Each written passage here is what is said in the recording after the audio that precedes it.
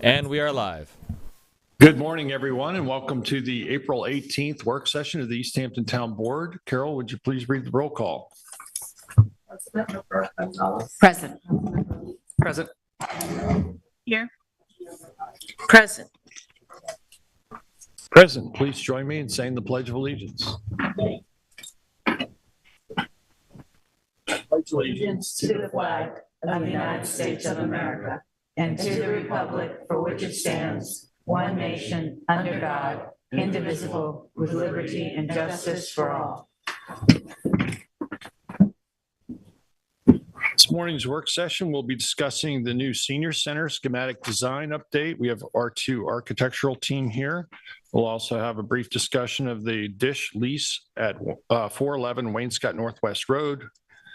And then will be followed by liaison reports. And we do have a few resolutions today, but before we get started with the agenda topics, we have a public session where any member of the public may address the board on any topic. We ask that you please keep your comments to 3 minutes or less. We have a sign-up sheet. We have one individual, Dan Mongan, who's signed up to speak. Dan, if you'd like to come address the board.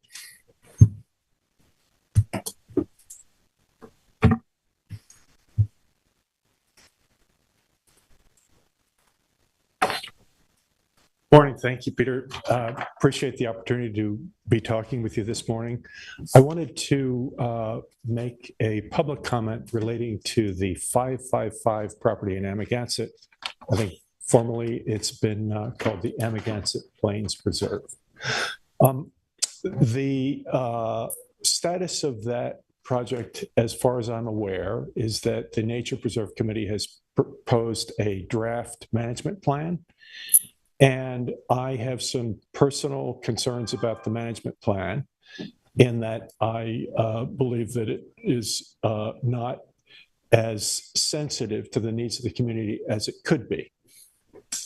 I wanted to share with you that based on my discussions, the Amagansett Village Improvement Society is strongly in favor of precluding construction of structures on the property, of moving paths and activities to the perimeter, of prohibiting events, and of maintaining the land in meadow form until such time as a better use is proposed. I think that the Village Improvement Society is such an important institution.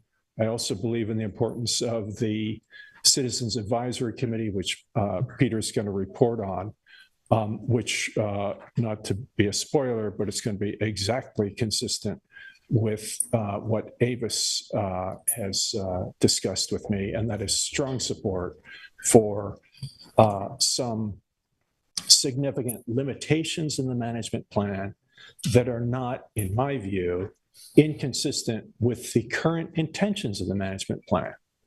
I also wanted to share with you as a separate subject that I've raised with the supervisor, and I believe I've communicated it to Councilman Lease, but I'd be happy to either discuss with any of you or share additional information, that I believe that the current draft management plan doesn't comply with New York state law, nor does it comply with the town laws and regulations.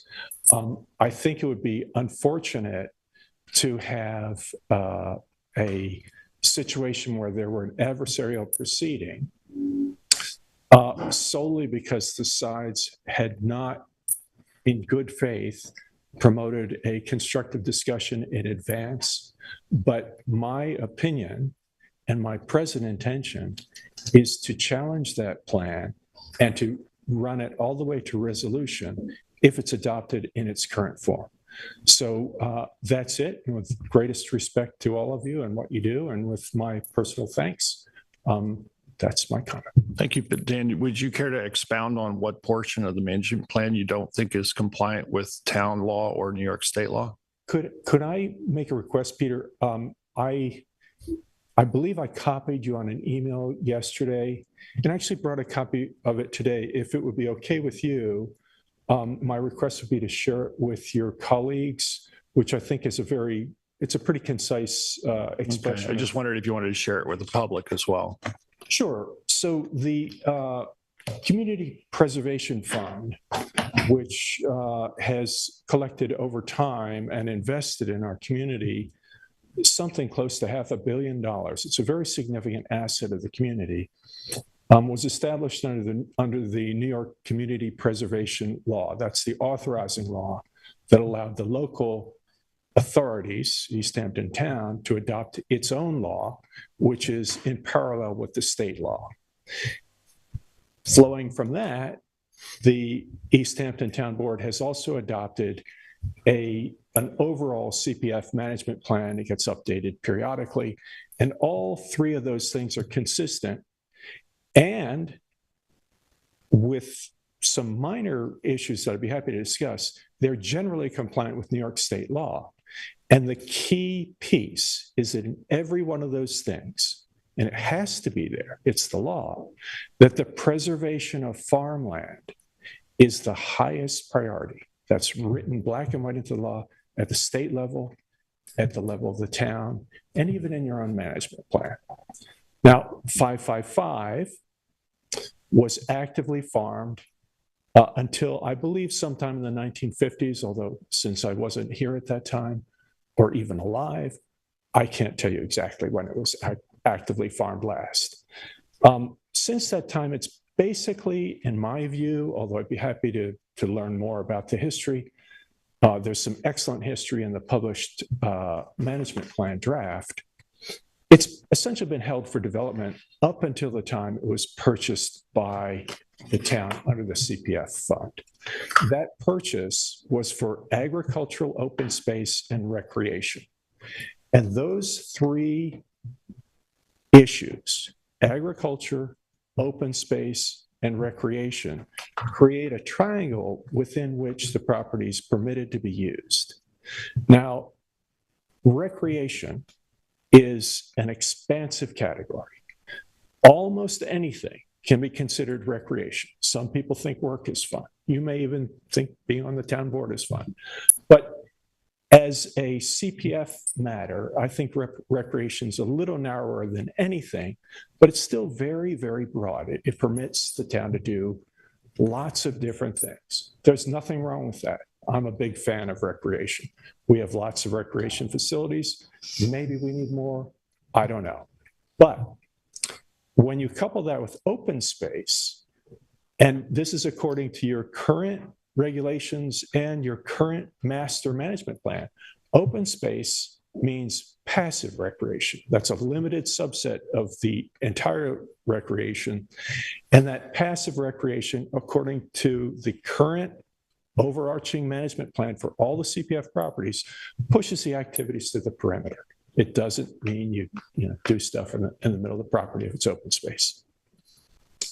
The final point about it is the agriculture, and that is the preservation of farmland, which has to be your higher priority, not a priority, not an equal priority, not something that can be superseded by another use. And that question goes to whether 555 is farmland. Well, it's zoned farmland. It's marked as farmland on every relevant town document that I've read, except for one, which is the master management plan for CPF properties. And this is what I think is a legal defect in the current master management plan, because it's listed there under recreation. And it's not recreation alone. It's recreation together with the preservation of farmland and the preservation of open space. Now, as the supervisor, I think, is so well aware, and many of you may also be well aware, that property has been deemed to have poor quality soil. And that poor quality is related to two issues. One is the removal of so-called topsoil, or soil that contains organic matter. And the other is very severe compression of the soil caused mainly by vehicles. Both of those things limit the ability to do row crops on that property. But you'll find, if you research New York law, that farmland encompasses many agricultural uses, some of which are entirely independent of soil quality. So while soil quality at 5.55 may not be that great, I don't know, I'm not a soil guy. I haven't even had the testing results, which, by the way, weren't included in the public disclosure, although they should have been. They're referenced in the plan, but not actually disclosed.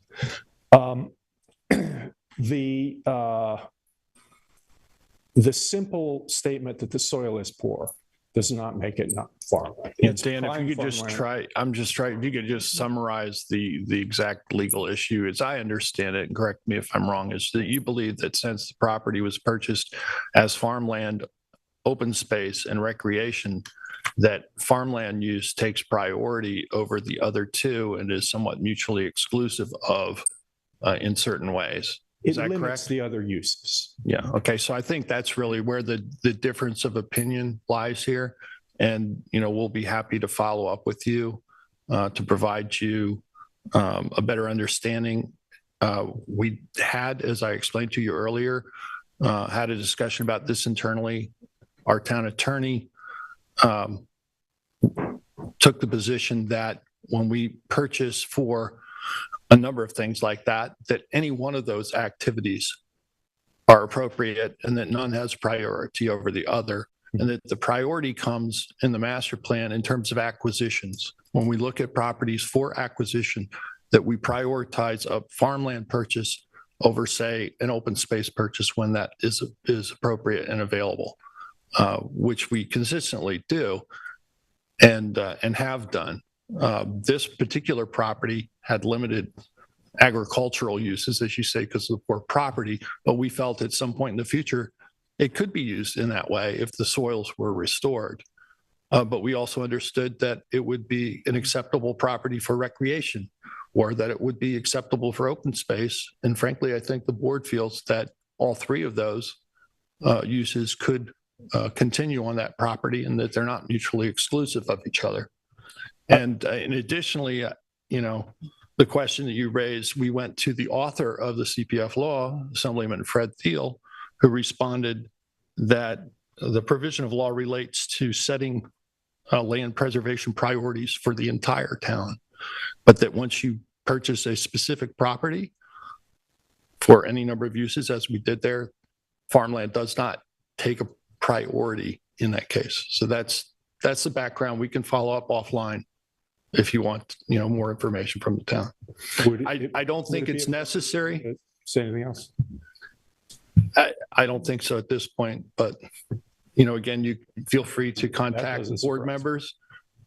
We're probably 5 minutes in now, and we would like Your invitation. I'm not trying to hold. No, I understand, but I think at this point we should move on. Any additional conversation. We never want to be in an adversarial position with a single individual based on an interpretation they have of the law. We try to be as forthright as we can and cooperative.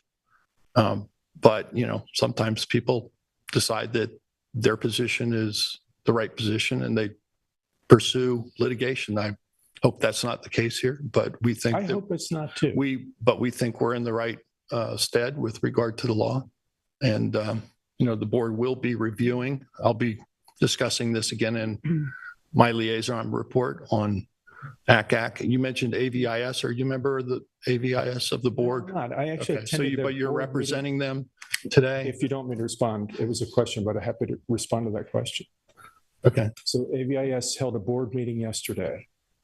I was invited to the board meeting specifically on this issue. There's great attention being paid at AVIS. Of course.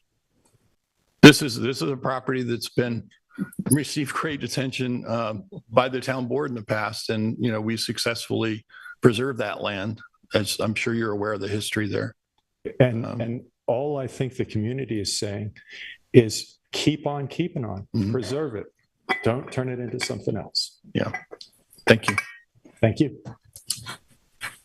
Do we have any other persons in the audience who wish to address the board at this time? Yes, Jim. Please state your name for the record, Jim. President of Meals on Wheels. This is just a very brief thank you to the board on behalf of Meals on Wheels for allowing us to be part of the new senior center. Sort of a reminder to people who are watching on TV or listening on the radio, 96% of the clients we serve are 60 or over. We love the fact that we're going to be in the new senior center because we know that the walk-in traffic and to just help engage seniors in our community is going to be helpful to the seniors and certainly for us to complete our mission. Our volunteers put in almost 5,000 hours a year of volunteer work on behalf of the citizens of this community. And we know that we are well respected. In turn, we really appreciate the fact that the board is letting us be a greater part of the community. So thank you very much. Thank you, Jim. Appreciate your service. And I don't see any other members of the public who wish to speak in the room. Jason, do we have any callers on the line? Yes, we do. I will unmute the first caller now. Hello, caller ending 8764. You're on the air. Hello. Good morning. This is David Buddha. I'd like to just make some brief comments with regard to the upcoming discussion today concerning the design update for the new senior center. I personally have not been very active in this process, but I did take a look at the posted plans, and I would like to just make one comment and raise one question. The location of the property, of course, is behind the existing Artist Woods facility, and I understand that you have an option to purchase or a right of first refusal with regard to the frontage of the property. And I believe that Mr. Cabaz, the primary owner, has passed on, although I'm sure he has family and other interests that are still actively involved in the frontage. But I wish you would perhaps enlighten the public as to the current status of any efforts to acquire the frontage, because that would obviously be something that you would coordinate with the plans for developing the rear. So that's my inquiry.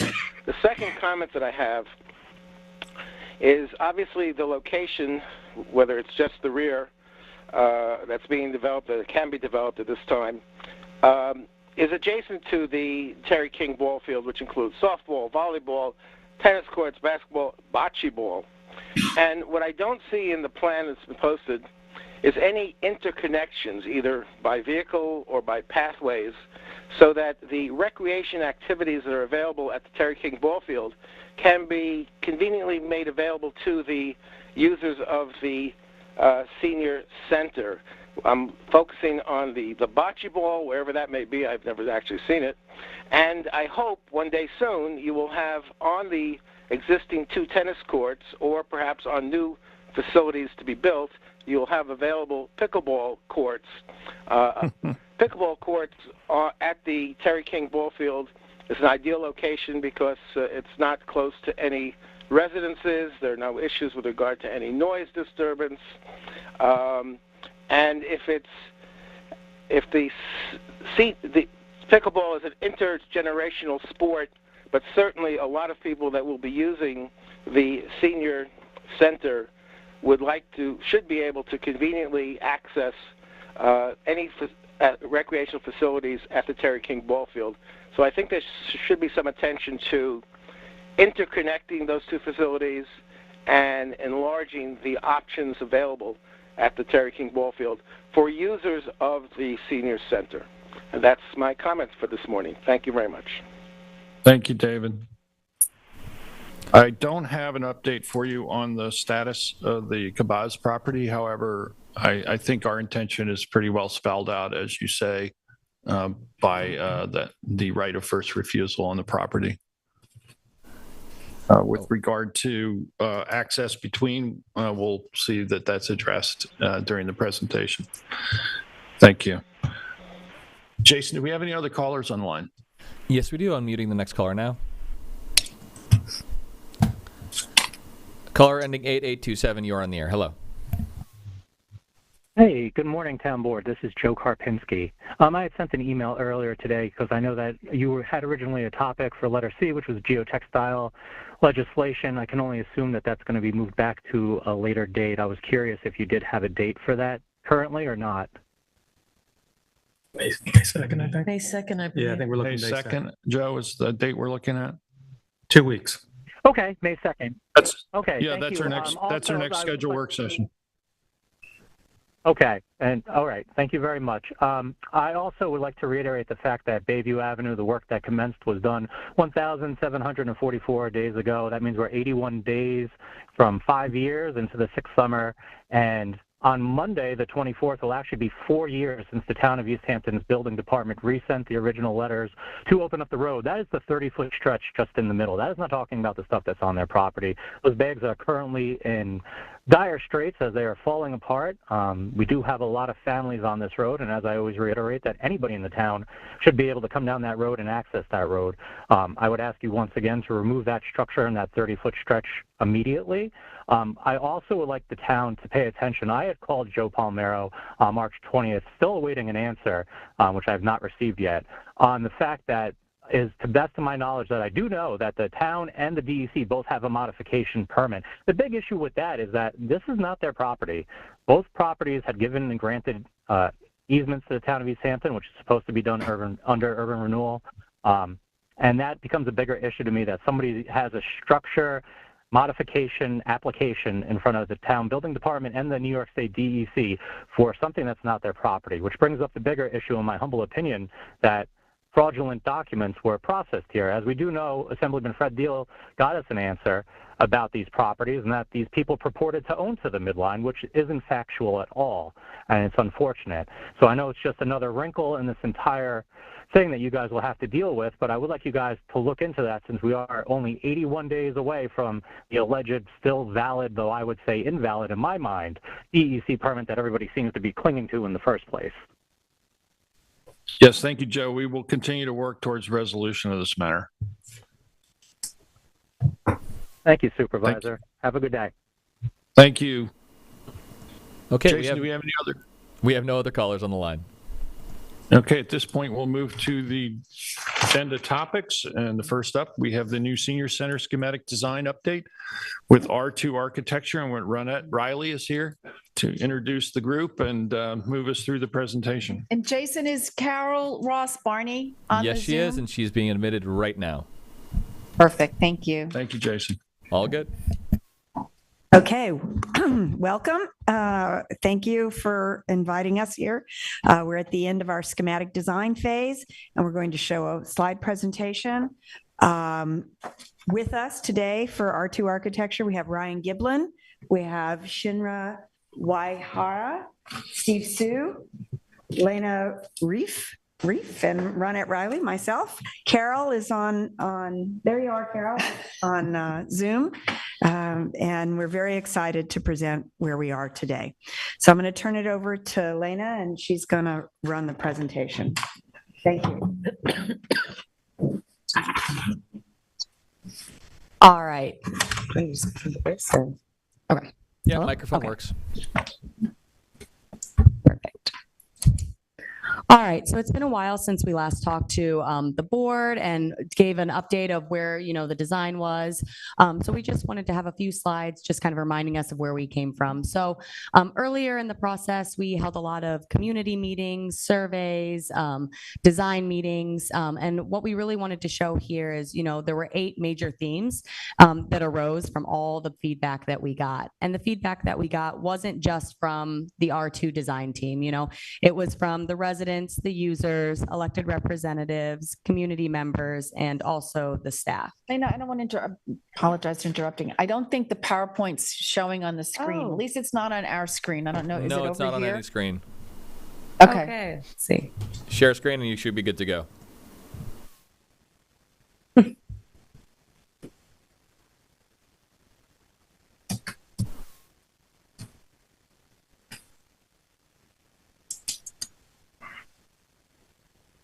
Here we go. Perfect, Okay, thank now you. All right. Sorry about that. Quite all right. It was a great preamble. There we go. Okay. Now that we can all see the same thing. Okay. So, this wasn't just from the design team. It was from everyone in the town kind of got to have an opinion and voice their opinion. And so from those themes, we have some of the top 8 ones up here. One of the big ones that we heard from everyone was a strong connection to nature and the outdoors. That was a really, really big theme. Also looking at programs and activities that build not only on the existing center, but also activities that are focused on arts and the wellness. A big thing that was talked about was seeing the dining room as a space for social interactions. I think we're really excited to show the plan that we have today because we think that concept really highlights that theme. Looking at design and site opportunities. Also, there was a really big want for an environmentally conscious facility. So we're excited to show a little bit more on that. And then also an appreciation for the staff. So making sure the people that work in this building day to day have what they need to complete those workflows. And then some of the goals and priorities that kind of went with that. So people really wanted it to be a home away from home. There was a huge emphasis, like we said before, on having net zero energy. They wanted things, that are open and airy, but also a space for lectures, large and small seminars, and just overall learning. And so we really saw things from conceptual as engaging the mind, body, and soul, all the way to making sure that we had enough parking for the center. And so you'll kind of see that in the plans to come as well. And so this is where we left off from the last board meeting. We got the go-ahead to continue with the windmill scheme, but there were a few stipulations that the board had us look at, and they really wanted us to research. And so of those, it was refining the parking layout to provide not only sufficient parking, but also parking that was close to the main entry of the building. We also have started to coordinate with some of the consultants, mechanical, electrical, sustainability, to make sure that we're right-sizing things and right-locating things within the building so that it can function correctly as well. We started to evaluate some of the net zero opportunities, what we can do, and then also what some of those opportunities have implication-wise to the design and the layout of the space. We've also started to work on creating more defined wings. So now we have a very staff-oriented wing, a senior-centric wing, and then kind of a back of house, what keeps the building running wing. And then lastly, we also started to review the materials for the exterior of the building, especially the ones that are significant to the East Hampton region. And so this is the site plan that we are currently looking at. Just for reference here, the gray circles represent the trees that are currently on the site. Anything with the black line around the gray circle is existing to remain, and anything that has the dashed line around it is existing to be removed. The green trees are kind of the landscape proposed design that we have. And so you can see here, are you guys able to see my cursor? Yeah. Okay, perfect. Here we have Abraham's Path. And so coming off of that, we're looking at having a vehicular drive with gravel sloped parking. And what we're looking to do here is provide, and we think we can fit about 50 spaces of unpaved and unstriped parking. And this would be true overflow parking for if there was a large event happening at the senior center, as well as the Terry King ball field. So we acknowledge that there is that relationship between the two properties, and we're trying to kind of highlight that here. So, individuals could park in this area, walk over to the ball fields. Maybe there's a trail or something along that way. So then as you come up the site, we then kind of go into a one-way, following the mouse here, a one-way curved entry sequence to the covered drop-off. And so this we were thinking could be sort of a shared street approach with permeable pavers. So there would be a roof overhang that would cover seniors as they walk into the building. And then the permeable pavers would be kind of a curbless entry sequence that leads right into the front of the building. Wrapping around to that, we have, since the last time we saw everybody, added more parking up front. So now we have about 65 parking spaces that we're looking at providing here on the north end of the site. We're also starting to look at ADA spaces. And of course, we have to provide the code minimum, but we're actually providing a few more than the code minimum due to the senior nature of the project. Following around kind of the back where the mouse is going, we're looking at having a service drive that leads from that main parking lot down around the eastern portion of the site to the southern portion. And then we think we can fit about 45 staff parking spaces over on the southern portion of the site. So you can see through this plan, we're really trying to orient both the parking and the building on the flattest portions of the site to help reduce grading and be, as cost efficient as possible on that. Also, in regards to the parking and the net zero aspect, we're looking at having PV canopies over some of the parking. And so we're looking at providing those, as you're following the mouse here, kind of on the upper portions of parking, and then over on the more southern side staff parking spaces. And so the idea behind that is so that whenever you pull into the lot and see the property, you're not kind of face to face with those PV canopies. They're kind of almost on the perimeter of the site. Following the mouse again, the kind of lime green areas along the site, these are more of what we were thinking could be lawns. We don't want to have anything that needs a lot of maintenance, but we do want to have a few spaces where seniors can come out, maybe enjoy a wellness class outside, or kind of, walk around. And so those would be areas where that could occur. We also have a small area in the front that would be more of a manicured lawn as well. This is where a flagpole could be. Looking at that area as kind of the main entry sequence from the parking lot. Beyond that, we're looking at having meadows and pollinator gardens. And then beyond that, really just having untouched forests. So really, we want to leave as much of the site untouched as possible. It's a pretty site. It's in the woods. We'd like to keep it that way. Then, as we'll see in the plan later, the dining is actually in the center of the building here, kind of where the mouse is.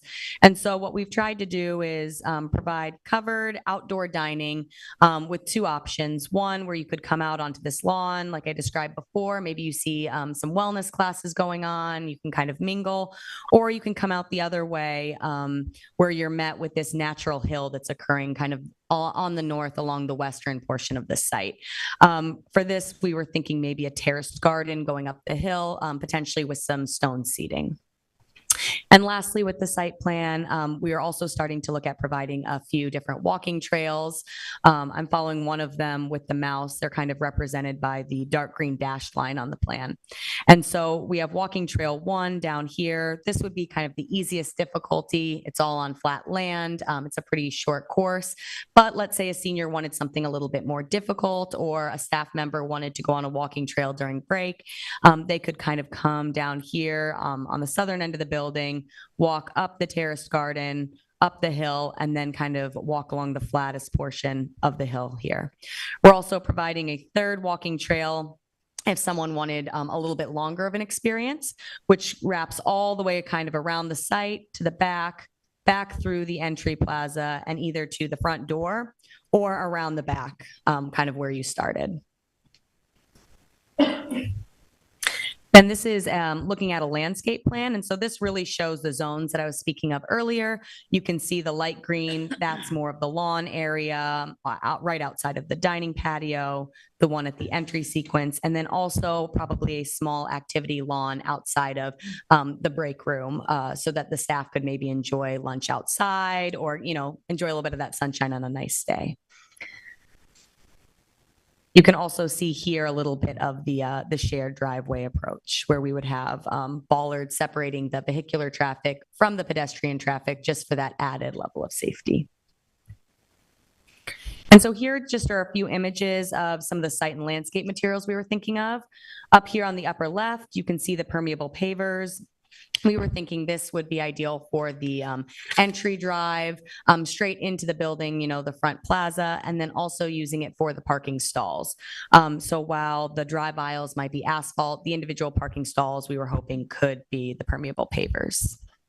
Our landscape architect has worked with permeable pavers and ADA spots before. I know that's kind of come up on some of the other board meetings, and she feels confident that we can still get those slopes, and has past projects that we can look upon for that as well.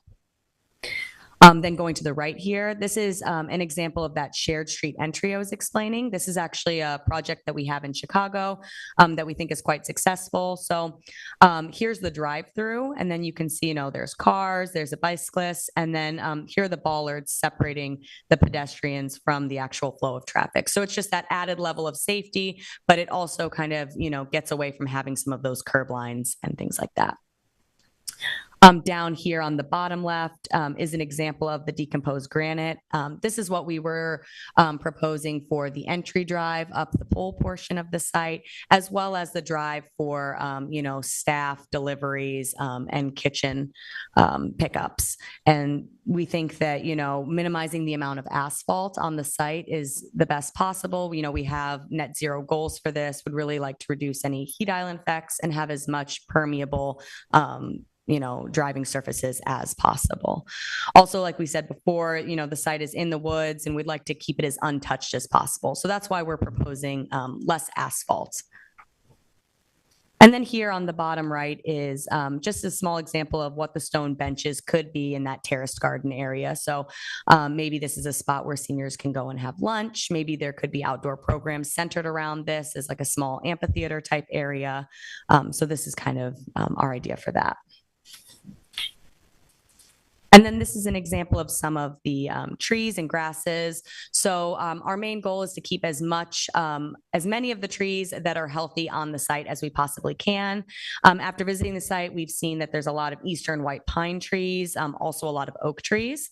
And then along the drive, the pole portion of the site, there's also a few cherry trees. And so we're working to see if we can save as many of those as possible, as we think that could be a really nice entry sequence driving in, especially when they're blooming.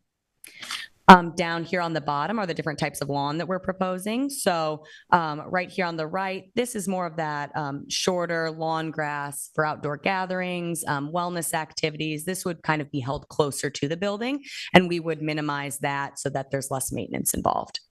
And then beyond that, over here to the left is an example of the meadow prairie kind of pollinator garden that we were hoping to have kind of right immediately outside of the lawn. And then, of course, after that, the untouched forest. All right, so now that we've seen a little bit of the site plan, this is the floor plan that we're currently looking at. For those of you who have been present for the other board members or for the other board meetings, we're using the same color scheme. So purple is the common use spaces, more of the senior-centric spaces. Teal is the staff spaces. Yellow is indicating the commercial kitchen, and the salmon kind of orange color is indicating the support spaces. Also, just to note, this dashed line that kind of runs around the building, this is actually the roof overhang. So you can see we're providing it up here at the entry to provide a covered drop-off for seniors, and then also providing a covered dining experience that is outside as well. So coming in, you're dropped off underneath the awning here, and you come into the vestibule, and directly to your left is an open self-serve cafe. We were thinking this area could have, lots of soft seating. This could be a spot where seniors could really come and congregate and socialize. And maybe you're waiting for a wellness class to start, or you're waiting, to have lunch or something. So we think that could be really nice in this area. Then moving over kind of to the wellness wing, we're providing a designated game room, arts and crafts, and media room. You can also see that we are providing a wellness room. And one constant kind of throughout the design is the programs here that we're putting on the very end of the wings. We're utilizing glazing all along that end so that we can kind of get full views out onto the site, frame the forest, and get a lot of daylight into the space as well. We're also proposing an activity storage room that can be shared between wellness and game room. So this can help me, make the wellness room a little bit more flexible because the yoga mats can be pulled into here, yoga balls, different things like that. We're also providing 3 single-user toilets in the wellness room. David, I think you've brought up on past meetings how important it is to kind of have restrooms spread out throughout the facility. So we really tried to, look to do that in the plan. So there'll be 3 single-user toilets, which we also think could be nice, as they could, double as maybe a changing room for a senior who, wants to change to get ready for a wellness class or wants to change before they have lunch. You'll also see a few spots of kind of the salmon color in some of these wings. This goes back to the bullet point before where we really started to loop consultants into the process. And so this is appearing from, trying to make shorter runs for some of the electrical, making sure that we have, sufficient electrical closets and really right sizing and right locating those items. We're also providing a door out here, kind of on the southern end of this wing. This is not only a code requirement, but we figure this door could also be easily accessed from any of the walking trails. So that if you're on a walking trail, you have an exterior door that you can go right into and access a bathroom right away. Moving on to the staff wing, on the northern end of the wing, this is where we've lined up most of the offices. So, director, senior leader, transportation, making sure that they are both close to the lobby, but also have views out onto the pickup. And so they can kind of see who's coming in and who's leaving the center. You can see that smattering of the MDF, electrical rooms, those are in our talks with the consultants, kind of figuring out where those need to go. Similar to the wellness room, we have the break room also here on the end, which we're putting glazing against. So, trying to maximize some of those views and frame kind of that space as well for them. We're also providing a door out of the break room and an overhang, just so that, as we said before, maybe they can go and have lunch outside and enjoy a little bit of that warm weather as well. Moving down to the southern side, we have the open office area, copy room, conference, and then just file and code storage. Then moving into the center of the plan, really kind of the heart of the plan, what we're considering is the dining room. And so since the last time we talked, there's a few changes that we've made to that. One of them being we've actually moved the toilets and provided a few more. So now one of our largest banks of toilets is right off of this dining room. So anyone who is in the lobby has a very short distance to go right into the toilet rooms, as well as the dining room, a very short distance into there. Another big change that we've done for the dining room is do a separation between the lobby and dining spaces. That was kind of interest to the board last time we spoke.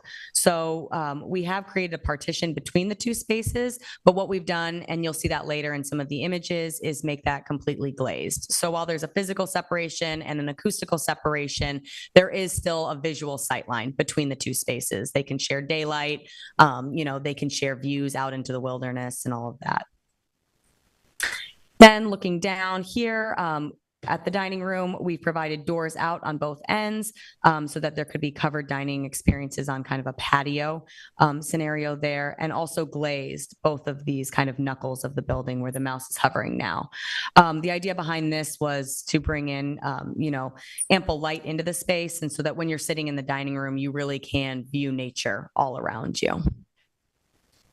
Looking into the southern portion wing of the building, this is kind of the back of house wing. So on the left side here, we have the commercial kitchen. We've been working with the commercial kitchen consultant, and we've actually gone through one round of revisions already with them. So they're kind of tweaking and right sizing that plan as well, working with the staff at the senior center to make sure that it has everything they need, but still is very tight and efficient. Just a note, it will include a bathroom within the commercial kitchen. Then on the right side of the plan, this is where we've, put most of the storage and also, other services that kind of keep the building running. So we have a table and chair storage, trying to make that a very short walking distance to the dining room so that, people aren't carrying chairs and tables halfway across a wing. You can see there's electrical, water, and a mechanical room, and then also a large maintenance area that we were hoping could kind of be, for Isaac to kind of do all of his duties in. The mechanical room now is sized for geothermal to go along with the net zero goals, but we do have other options, and we can kind of look at life cycle costs and things like that with those. So if another system was chosen, then we can right size that room a little bit better. Looking down at the bottom, you can see the commercial kitchen kind of exits out on the southern side of the building. Looking back at the site plan, this is where we have our deliveries coming in and the service drive coming in to pick up trash. And so we've created kind of a one-way loop system for that. So anyone coming to get a grab and go meal could go through here, trash deliveries and or trash pickup and commercial kitchen deliveries. This way we don't have seniors kind of pulling around, having to do 3-point turns or anything like that. And now that we kind of zoomed in on the plan, we'll kind of zoom out a little bit and talk about materials and concept and kind of how we started to look at the massing and the overall design of the building. So when we started to do research on this, we started to look at some of the architecture that's prevalent in, the eastern area, especially East Hamptons, and we found these potato barns. And, these were really interesting because of the forms is what really got us intrigued. And so, they have the high peak, they have the roof that kind of goes down and meets with the ground plane. We really liked how there's usually material that's on the exterior walls that might wrap around and also be on the roof structure. And then also how the roofs kind of have this faceted appearance down to the ground. And so we really started to take some of these images and try to learn from the forms of these. What we also did was review conventional shingles, which is very prevalent around this area. And so looking at projects around the area that have the wood shingles, looking at the shingle, it's one modular piece, but then it's kind of stacked in a pattern along the whole building. Looking at a few projects that we think are really successful around the town. And how, different size shingles can be used. They can wrap up onto the roof, similar to the potato barns. The roofs can have different slopes and just things of that nature. And so we're really excited to kind of show this material to you guys. It is still a shingle. It's kind of what we're saying, a new take on an old material. So it is a shingle, but it is a metal shingle, and it has a little bit of a reflectance to it. You can see here in these images. What we would be looking at for this is less of the rose tones and more of the neutrals, as you can kind of see the mouse highlighting here. So, the champagnes and the golds. This image here on the right shows the Williams Park Fieldhouse, and that's a project in Chicago that uses this. And what we thought was really successful is you can see the reflection of the trees within the building. And, this is just a few trees within the parking lot. So then we were thinking, on our site where it's in the woods, how beautiful would it be if you could see the reflection of the entire wooded site kind of on the building? So the building's almost absorbing the site around it. And so these are just a few other images of the Williams Park Fieldhouse. What we also thought was really interesting about this material was that it's very dynamic. And so you can see the image on the left shows the daytime and the image on the right shows it at night. And so really, depending on the time of day, where the sun is, if it's overcast or it's sunny, the building really changes with the day and the time of day. And so you can see on the left, it's very sunny, reflective. And then on the right, it's almost starting to kind of blend into that sky, and it really is amplifying that site lighting around it. And so here are just some 3D images that we've shown just to kind of get an idea of the massing. These are showing the metal shingles. And so you can see here following the mouse, this is the one-way entry sequence that kind of goes to that shared drop-off space. You can see the material kind of running up the side of the building. We were thinking these shingles would not only be on the exterior walls, but then they would wrap up onto the roof. You can see that the roof here is a faceted structure similar to those potato barn images we showed at the beginning. We're looking at having some centralized skylights that would shine down, onto the dining room. And then you can also see here some of the areas that are, the bright green indicating more grassy areas, and then showing the meadow pollinator gardens beyond.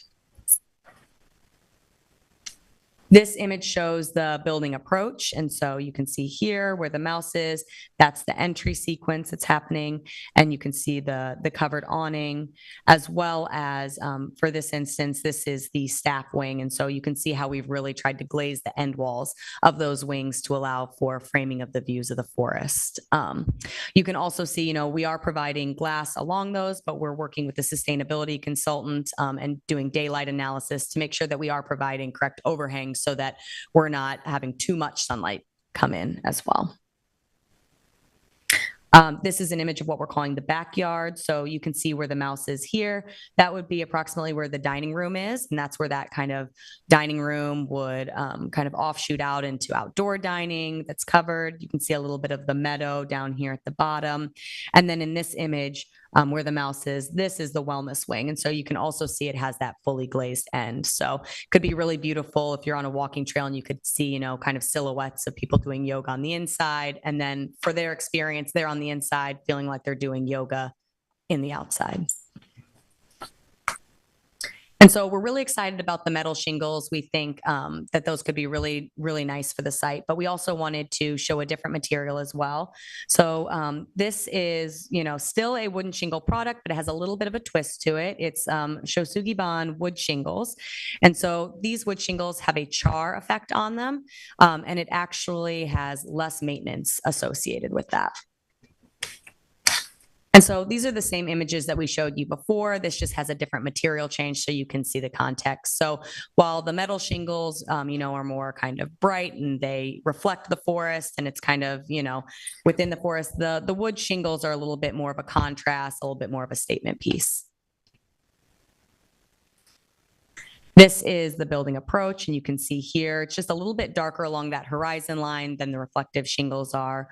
Also, you know, if we went with this option, we could look at different size shingles. There's a lot of other creative ways we can look at the wood shingle, we think. And then here again, similarly, is the backyard. And so you can see same view, but it just has a different atmosphere with a different material. And so also we wanted to show a few images of the interior of the space. So where the mouse is now, this is the entry vestibule. So someone would come in kind of through these double doors, and then they could, you know, be greeted with the senior citizen leader. And then what we were thinking for this space, like we said before, is, you know, offering soft seating, the open cafe. This is really a place for people to socialize, congregate, you know, kind of if they're waiting for something to happen in the wellness room, or if they just got done with the wellness room, really be a very social space.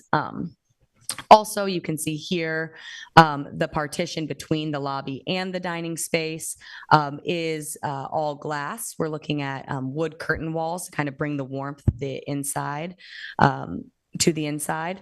And you can even see here that even though the spaces are separated with this curtain wall, you can still see the skylights. So we're letting a lot of that light into the lobby space. And also you can start to see the green that surrounds the dining space as well. And then this is a view on the other side of the partition. And what we're looking to do here is use conventional wood framing for all of the wings and try to really lower the cost as much as possible on the rest of the construction of the building. But right here, you know, this is kind of the crown jewel of the center. So we're looking at CLT members, kind of starting in this central peak, and then highlighting that also with skylights around it.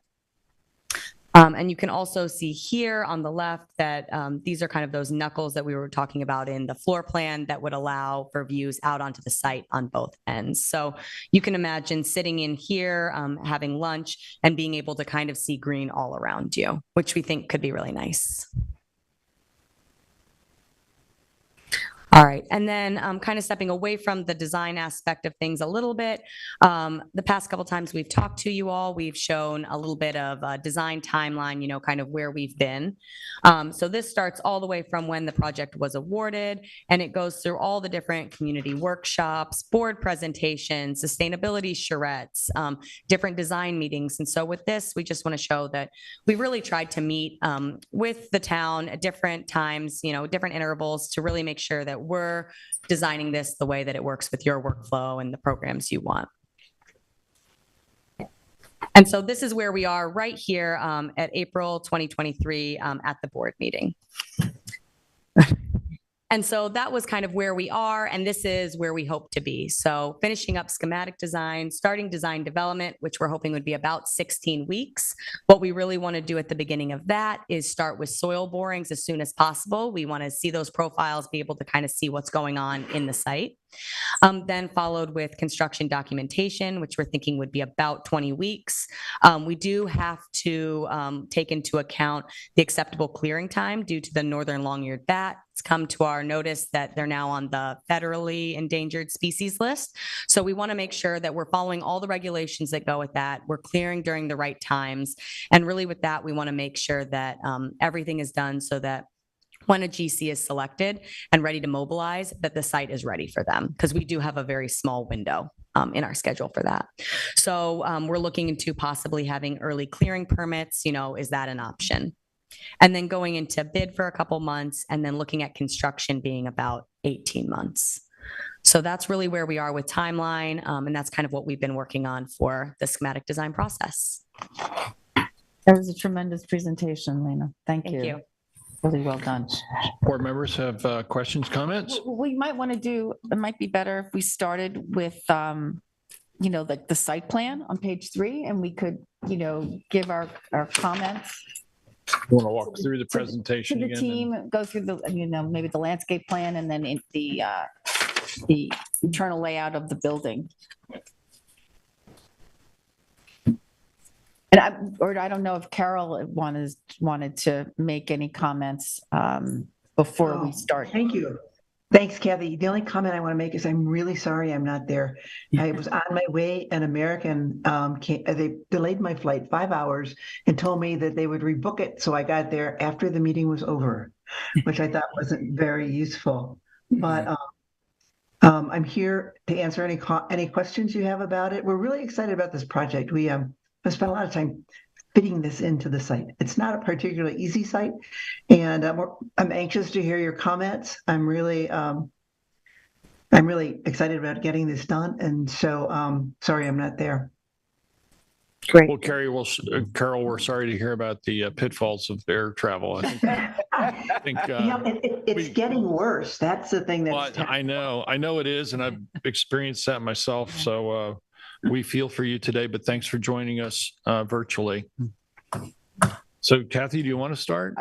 I have more comments really on the later portions. Later portions. So, I guess I'll just start then. In terms of the layout, I think, frankly, working with the topography in this plan, that the group was very effective in orienting the buildings, taking advantages of the slopes and exposures on the site. As was mentioned, it's a little bit difficult site in that you have some significant topography to the north and western portions, but it looks so naturally nestled into that topography. And I think taking advantage of the topography with the outdoor spaces, the dining room kind of facing up on the hillside, the ability to have some terraced landscaping, some stone seating. I like that concept, that sort of maintaining a natural feel for the place and accentuating nature at all different opportunities. So there's a gravel drive, essentially deconstructed granite on the entry. I think I kind of want to have more information background about how that holds up over time, given the traffic. I appreciate very much trying to reduce asphalt wherever possible, to try and keep the site more natural and more rural feel. So that's a plus. Just interested in the maintenance. I like the idea of having the pavers flowing directly into the building, that entryway, curbless walkway. I think that's really important. As people get older, curbs become more of an obstacle. My father at 89 years old stepped off a curb and fell and broke his hip and shattered his arm, and that was a difficult time. So you're reducing those kind of hazards wherever possible. Are nice. I like the way the traffic's separated by the bollards. That look, I think, is really good with the overhang as well. Minimizing the lawn area to just those areas where it's most appropriate for outdoor activities is great. I like the fact that, there's a pollinator meadow that's envisioned. I think the gravel going around the side of the property and the back staff parking lot loading area is very appropriate there. And just generally, adding the photovoltaic in the northern part of the parking lot is a good idea. I think those 2 rows in the northern portion are considered for solar canopies. And generally, I'm really pleased with the way the project's evolved, the roof lines, kind of being pitched rather than flat roof, I think is a real advantage. As I understand it, none of the pitches are less than a 3 and 12 Yes. angle. So I think that's a plus. So thank you for listening to us and trying to design a roof that wouldn't be flat. And I think the way you've done it is masterful, frankly, with the central skylight over that central hub of the center. I really don't have a lot of criticism at all or comments beyond what I've said. As to the site plan, I think you've done a really good job given the general concept and have really played that out in a way that's exciting. I'll jump in because I agreed with you on the roof line, that I think that the change in that roof line has really changed that building a lot, and appreciate what you've done there with the hip roof in the front and the slopes is really nice. And thank you for saying that none of them are over 3/12. So again, I think the site works. I'm concerned about just a couple of things, and I said it to you guys yesterday. I think 50 unimproved parking spaces along the driveway is going to impact all of those trees and landscaping that you put in there, and impact. It's going to, be soil impaction, inhibit root growth, and I think we'll see decline in those trees. And we're putting in the green new trees. I think that's going to be a little bit of an issue, and then preserving the ones that are there that are the older trees. And the ballard material, I agree with what to reduce the curves is and stepping off and on a curb, but the material I hope is not industrial looking, that you look at something that's more natural. Yeah, we'll be looking into that in the next phases. Okay, thank you. And those are my comments. So I'll jump in. I agree with the comments from my fellow board members. I think that you have really taken in consideration the site and put in a plan that best represents, for me, the functionality of what we need in a senior center and the amenities we'd like to offer, and also taking into consideration the well-placed parking area on the north side. I think you addressed the questions we originally had regarding those issues well. I think it's a very well thought out, functional site plan for the use that's intended for this property. I just before we even get to landscaping, when we say lawn and grass, I just want to have you highlight how this is a sustainable landscaping, not a Kentucky green fake lawn that will need also tremendous amount of irrigation. That when if you would address what types of grass you're talking about and what kind of irrigation you're talking about. So we'll get to the actual species. Have you just come up Go up to the up to the podium and just, if you don't mind, introduce yourself to the Ryan public. Giblin with R2 Architecture. So we'll get you the actual species of the materials as we get into the design development phase, but the intent is to have no permanent irrigation on the site. We will have to have some initial irrigation on a maintenance contract to get the plants established. So, for example, the tree plantings will have gator bags. There will be some service in the maintenance group that will come in, but that'll be part of the construction contract. So there will be some initial watering, but after establishment, there won't be a need for permanent irrigation. For the pollinator garden, typically what our landscape architect recommends is that it's a seed mix, and it's mixed in with ryegrass that grows quite well in this climate, doesn't need irrigation or any maintenance. And then after 3 years, you have fully established pollinator grasses. So that would be the approach here, but we can get you more information as it's developed in the next phase of work. Thank you. So I'll add my comments. As far as the process, I know the most recently R2 has been coming in and discussing this with a lot of our departments, and specifically being the liaison to buildings and grounds. I thought it was very important to have them in. So I thank Kathy and the board and yourselves for having them in, because in their individuals, Tony Littman, been here 30 years. A lot of these individuals, you got probably in that room yesterday close to 100 years of experience working for the town, and they've seen a lot in as far as when it comes to maintenance of the current facilities and new facilities. So hearing their concerns and their questions, I think is important for you to be designing based on what we have out here, but also makes them feel part of the project. So I thank you personally for bringing them in as their liaison. I think that was very important because they brought up some very good stuff. Let's just be honest. It's going to be a beautiful facility, but it's also going to be one of the largest facilities that we're going to need to maintain in the future. So as much as, some of us have backgrounds in construction here, they're the individuals that are going to be looking for confined spaces, individuals looking for maintenance. And I'm just going to go into those sediments too. To me, it's form, function, and then maintenance on there. I do have concerns about plowing. You've heard this already. I understand that long-term maintenance when it comes to surfaces that aren't compacted well enough is going to become issues in the future. Some of them sounds good now, but here we got to make sure that's taken care of. I think as Sylvia's discussing with the parking, and then we've also heard callers about connectivity to the other facility. I'd like to still continue to look at that, but there's other options out there. Grasscrete is another one. Concrete, grasscrete, where grass will grow through. There could be a lesser compaction of water might go through.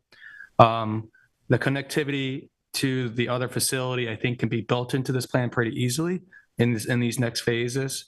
I know we've done that over at the new Little League ball fields with the connectivity corridor to the current CDCH building, where it has a playground already. So we were able to save $1 million on a playground, but we opened up a corridor through a very large ball field project to another field, and we made it all work. And we did that in multiple ways with, parking, crosswalks and such. So I agree we should continue to look into that and save spaces for pickleball. We all hear that, the wind. Interior space, initially, when we saw some of those renderings, I was nervous about the height of windows. You're saying that the windows aren't going to be as high as proposed initially, 12 feet or such, no, 10 feet. To me, that's very easy to be cleaned. And that's what I'm trying to get to also. So there's yearly maintenance, but there's daily maintenance also with the staff that we have.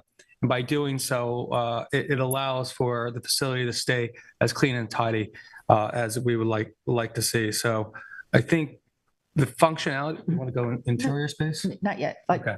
So the exterior on that looks well to me. I would be cautious with lighting in the southern tier of the staff, because when you go onto the railroad tracks on there, it's already cleared, and you do have a neighborhood to the south. There were a couple houses in there.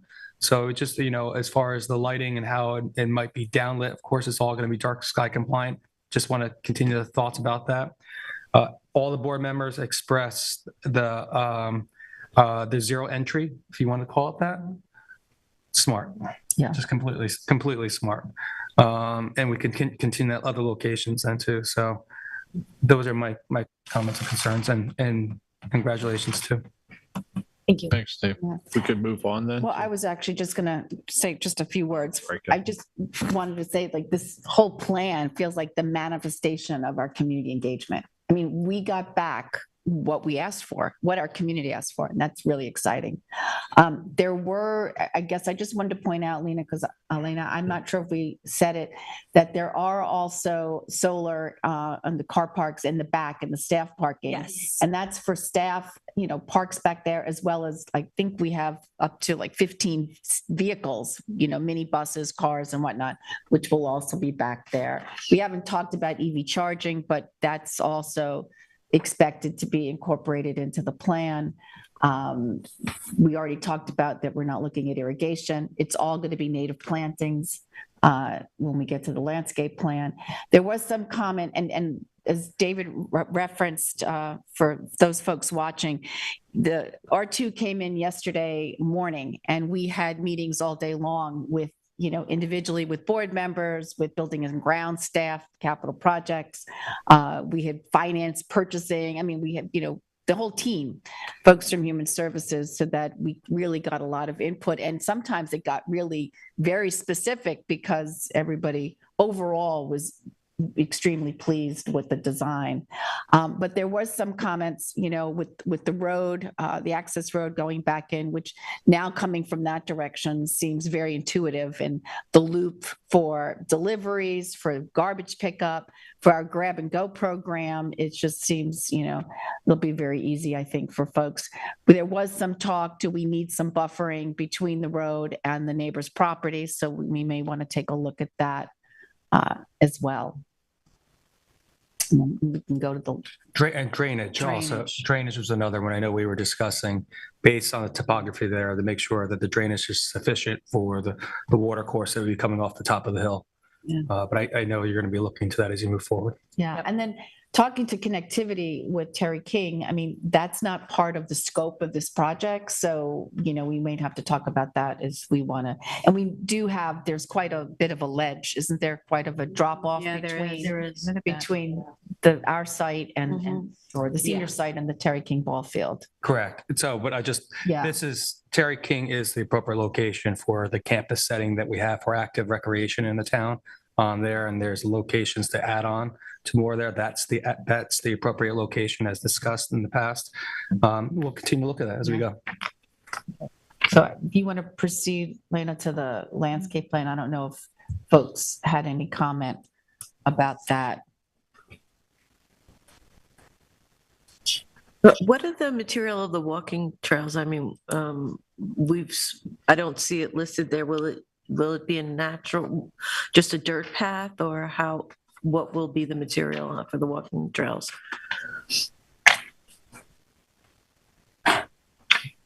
That's something we're still continuing to study. I think at least at the lower level where we have the flat path, we want to make that as accessible as possible. So we would want some sort of compacted material. Again, like Lena presented, we want to minimize any kind of impervious surface for stormwater reasons. So it could be a compacted gravel. It could be, other material. Maybe it's even a concrete path. That's something we're going to work out in the next, but with a priority on accessibility. The more challenging ones obviously aren't going to be as accessible. And so those can be more naturalized. So that could be a mulch. It could be a compact gravel. It could be dirt. So that's something we'll work with you on. Also, we want some input from the folks that are going to be maintaining these trails to have some input in this next stage. So right now they're kind of informally drawn, but the materiality will develop in the next phase. Thank you. I also like that the septic field is underneath just a grassed area in case there's any maintenance or anything needed in the future. We're not really having to go through major costs to do it. Correct. Right. So Lena, if you want to now go to page 8 where we have the floor plan.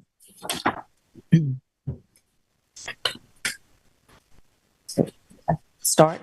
So we, having Diane, Nicole, and I sat through the presentation 5 times yesterday because the last group we brought in was our senior building committee with Krista Suno and Dick Swanson, Jenny Mulligan, Russ Colemo, and Mark Fletcher. So we got their input as well. And so some of the things that came out from here is we'd like to shuffle, let's say, in the staff spaces. We wanted to switch the conference room with the break room and switch the Meals on Wheels with the director's office. We felt that Meals on Wheels, we're excited to be sharing the space. We work very collaboratively with Meals on Wheels, but they shouldn't have to walk through our entire office in order to get to their office. It should be close up to the lobby. We also want to put the case manager close to the lobby because Liliana Rodriguez meets with community members all the time. So we wanted to have that to be a quick walk. So that was some of the movements we wanted to make. We may want to make in this floor plan, the restrooms now code that in the light purple, since that's really a community use space and not really the staff wing. Yeah. We also talked about we're going to need to add in the dining room area a little office. If when you go into the current senior center, Michelle Pasilico and Corinne, or when you come in, they need to have their eyes on what's going on in the dining room at all times for folks to be able to check in. So that needs to be configured. We also like the long wall that's to the south end of the dining room. We're looking at, like, if we ever wanted to have a performance there or a musical performance, theater, we'd want to put a temporary stage there, and it's nice to have that long wall. If we ever had to have a special meeting of the town board because we needed a bigger venue, that's where we envision, the dais being. So that works beautifully. There's also going to be, it's not shown on the plan, but there's going to be a beverage center there because, as you know, folks, when they come to the center, they'll go in once they get into the dining room, get their own tea and coffee or beverage. So that'll be included. We also talked about that the space, that the wall between the arts and craft and the media room could be, we may want that to be, be able to be opened and closed, because that'll give us more flexibility with size of rooms, thinking long-term, this is how we see this building functioning, like now, or maybe for the next 5-10 years, but we don't know what's, how things will evolve. So we like the idea of that. We also talked about even doorways into the activity storage, and making we may want to make that, a double door, because we're, sometimes we're going to need chairs, and maybe it's stacking chairs in the wellness room. If you want to do a lecture in there, if you want to do chair yoga, you want to make sure that there's, they're easy to make those turns and whatnot when you're working with that. So that came up yesterday as well. And I think that was the majority of the comments that we heard yesterday throughout the day. I'll just add that I think the general layout is evolving in a way that's very positive, and I like the separation, the way you separated the lobby area from the main dining area. That central hub being the lobby and the dining area, but it branches out so that anybody entering can immediately, access one of those three wings.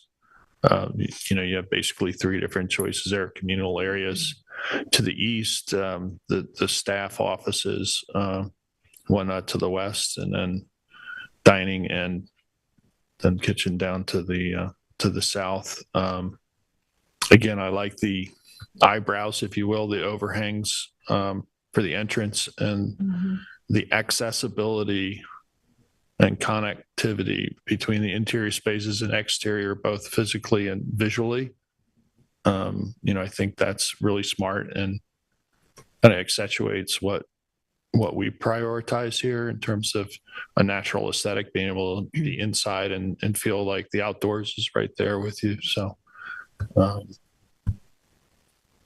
generally I'm really pleased with the way that's evolved. The continuous load path beams in that central area with the raised ceiling, central skylight, I think it's going to be stunning and beautiful. And, all you have to do is look around this room to see that we appreciate wood surfaces and exposed wood beams. It's cozy. It's very much in keeping with what we're used to here. That's cute. That's really all I have to say. I really don't have much to add. Yeah. I think that I pointed it out yesterday when we spoke. I think the coat closet needs to be bigger. So, also in the vestibule, when you come into that vestibule, to me, it feels like it's a very low ceiling. And yet you've got, when you come into the lobby, it's soaring and it's beautiful. I don't get that feeling when I walk into that vestibule. So I'd love to see some other way of handling the vestibule to the lobby area. I wouldn't mind actually seeing more windows in the dining room, more space, more glazing in that dining room area. And I think that's all going to come as you work through this project and find out what exactly we need in the commercial kitchen and in the mechanical. So, other than that, those were my comments. Yeah. When I look at this, and as I've told you before, what comes to mind for me is users, and the functionality for users and the ease of flow for them. And I think you've accomplished that. And it really emphasizes why this shape works so well to accomplish those goals. So I think of folks without mobility issues and folks with mobility issues. And I think there will be an equity on how they can access this space. The other thing we had talked about and the layout addresses is, the building is used, nights and weekends as well by the 12-step program. So we envision folks coming in through the front door, and then they have the ability, depending on the size of their group, they can use the game room, they can use the arts and crafts room. Both of those rooms have sinks. They like to, come in, make coffee. They need some lockers for their materials and pamphlets and things. So all of that's being considered. And then the other areas would be, closed off. So that would be the wing, and they could obviously hang out in the lobby area. But that just makes it just makes a lot of sense. And again, like I said earlier, it just seems just so intuitive the way this has, has shaken out as far as how the spaces are being utilized. Right, so should we go to? Is it built yet? Yeah. Do we want to have a conversation about the two options that we've been presented as far as the exterior materials? One of my biggest concerns about exterior buildings is maintenance and longevity. Those two aspects I think are really important when you're constructing a building. So I immediately would favor the stainless steel shingles. I think the example shown of the reflective metal shingles in the presentation, I know there are a lot of different options available with that material, and I think we need to further explore those options. I personally prefer the more muted natural tones of the shingles and wonder if there's a less reflective. I understand there's two different things going on here with the exterior. The other option that you presented is a charred wood shingle, which is much more subdued, maybe more natural in its appearance. It doesn't have a reflective quality. And I think, marrying the benefits of those two options in the stainless steel would be preferable to me.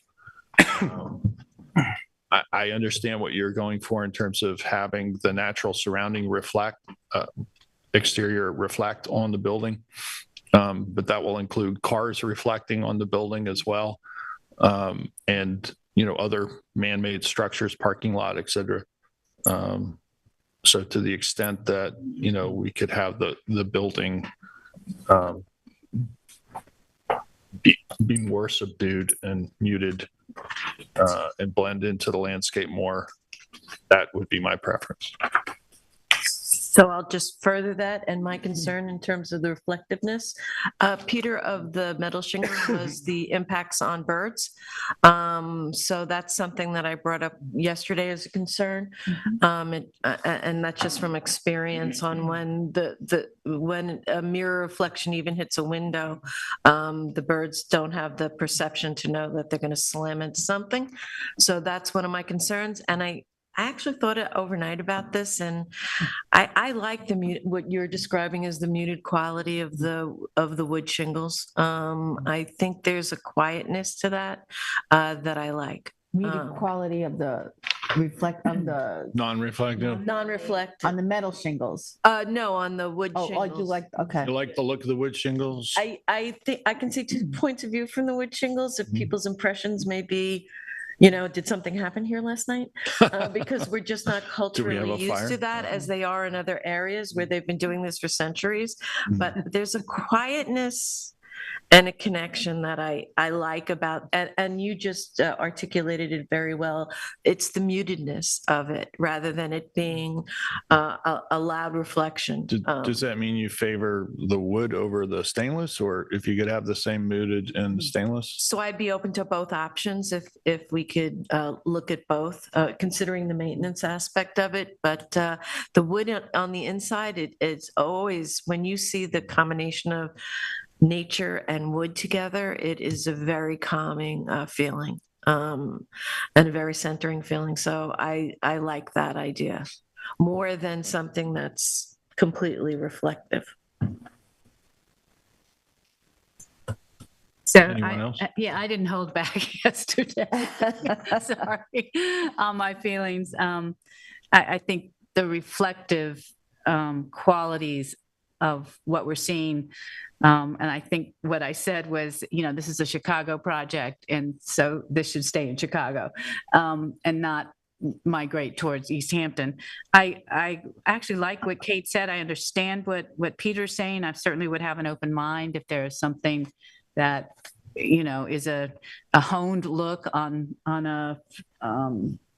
some other, stainless steel that might, be more muted. I certainly would have an open mind.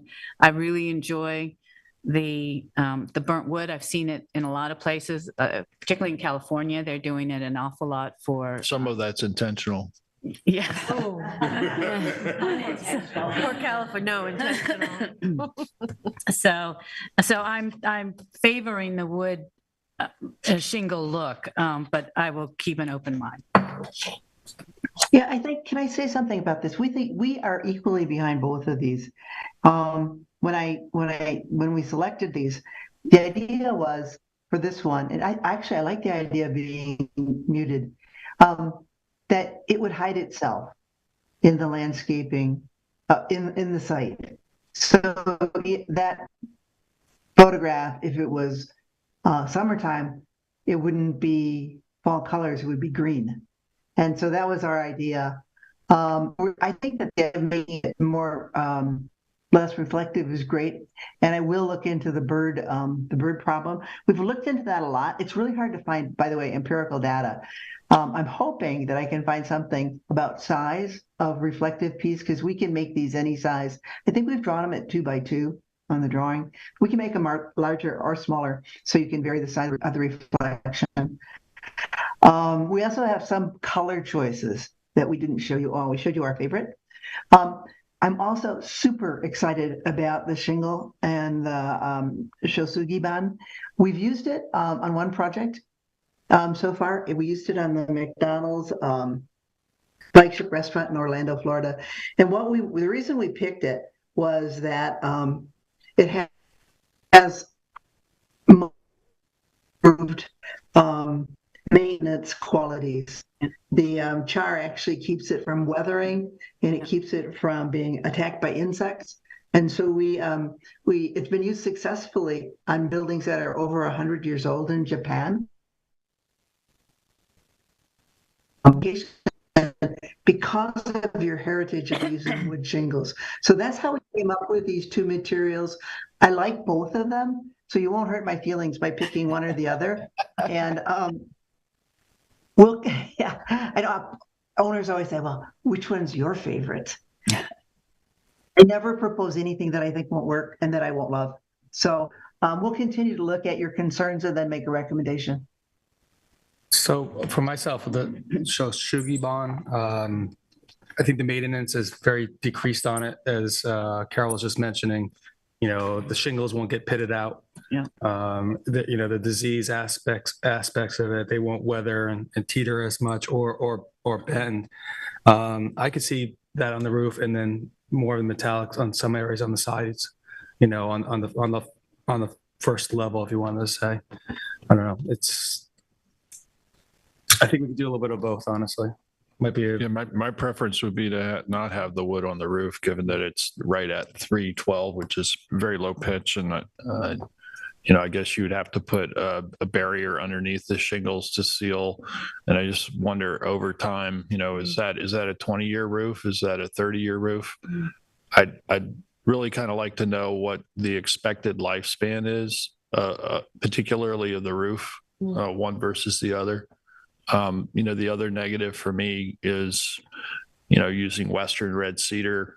I think when we have an opportunity to use a different material rather than rely on, old growth timber, we should try to take that option if that's maybe a better option, and leave the trees for carbon sequestration where we can. The question I didn't ask, and I'm thinking of now, is also when we're talking about life of the shingles. How is that life impacted by salt air? So that's another consideration on the shingle. Is I know it diminishes the life of things, and maybe we also want to take a look at the metal as well. Maybe on both. Yeah. See what the salt air does. We'll look at that. My impression of both of these materials, though, are they are the materials you would specify for salt air and the charred wood. But we'll look at it and get you more information. So I think for us today that we're obviously very happy with the design. There's some tweaks that need to be made. But we're going to hold off on a decision. There's a lot more work to be done and research done as far as the exterior. And I'm guessing we have time on that. But do you folks want to just explain now what the next phase, what design development means, and, when we think we're going to see you folks back again, and how that all is going to play out? Sure. So the next phase, we've scheduled about 16 weeks.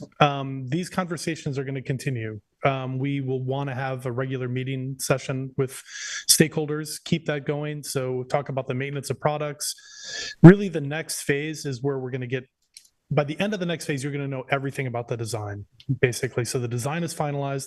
We're just not to the detailed drawing level. So you'll understand the materiality of the building, inside, outside, all of that will be set. The interior room dimensions will be set. So we'll have a full picture of the design of the building. But again, like we talked about today, there are discussions we need to have as that process is evolving. Mm-hmm. So that's really it. So I think we'll work with you, Kathy, to have regular touch points, and then we can talk about when it's appropriate to represent to the board to give them progress.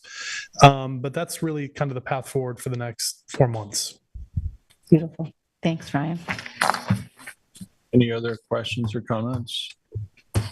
I'd just like to say, I think we're all very excited about the progress that's been made, the direction that we're heading, and excited to see that next step where the design is finalized and we can get to work. Thank you all very much for being here today. Thank you. And yesterday. Thank you. And yesterday, yeah. Thank you. And Carol, hopefully we'll see you in person next time. Sorry about your air travel woes. Oh, I'm going to get better. I know. Yeah. Now I know the team, they were at the senior center this morning. They wanted to take another, walk around and meet with staff. And now they're off to walk the property. Okay.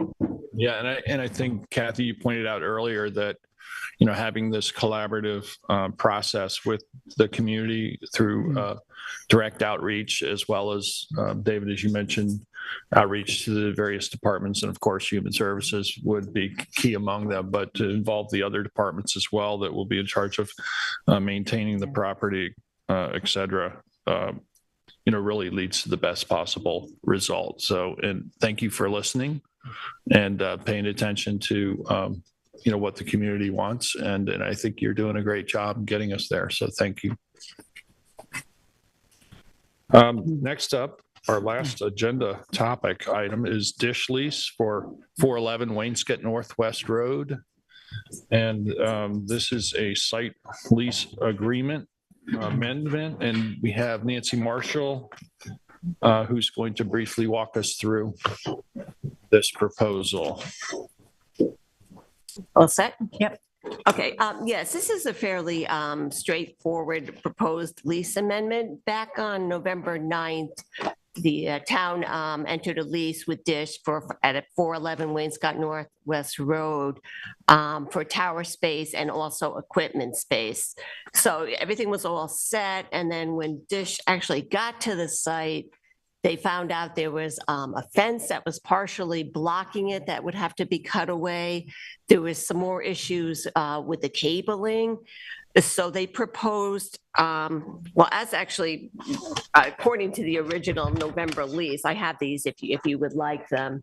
It was Dish's equipment space was initially on the southwestern corner of the site. So the problems I was just discussing with the fence, and there were some issues with the cables, they preferred to relocate to the southeastern site where Sprint used to be. It's about the same amount. I don't know if you can see it. I can definitely hand these out to you. This is basically square, it's rectangular. It's still about 200 square feet either way. So that was it. They wanted, with the issues with the fence and the cables, and also some things that Chanel could explain to you a lot better with technical things, they just preferred to move over to the other corner.